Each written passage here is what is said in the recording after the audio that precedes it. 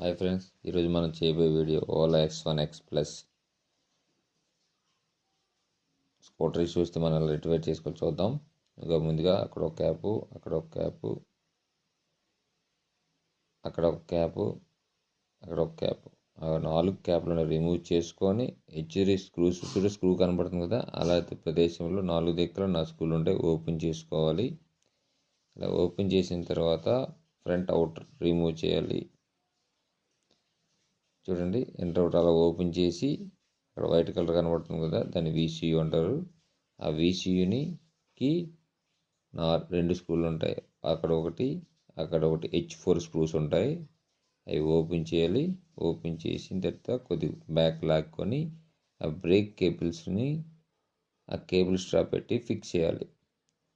కానీ ఫ్రెండ్స్, ముందుకు ఈ వీడియో చూసినందుకు మీరు లైక్ చేసి కామెంట్ కూడా చేయండి, సబ్స్క్రైబ్ కూడా చేయండి.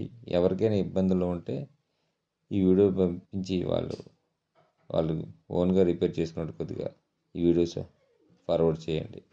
ఆ కేబుల్ స్ట్రాప్ అనేది దాన్ని చూసారు కదా, దాన్ని అక్కడ హోల్ ఉంటుంది, ఆ హోల్లోనూ ఫిక్స్ చేసి ఆ 2 బ్రేక్ కేబుల్ని బ్యాక్ లాగి ఫిక్స్ చేయాలి.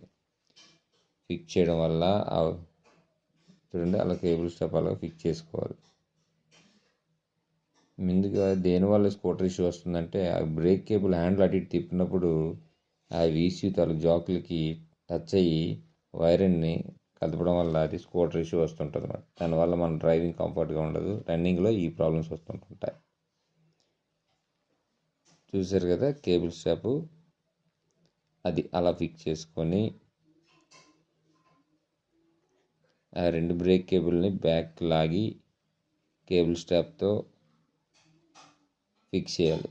చూడండి, అది అలా ఫిక్స్ చేసుకోవాలి.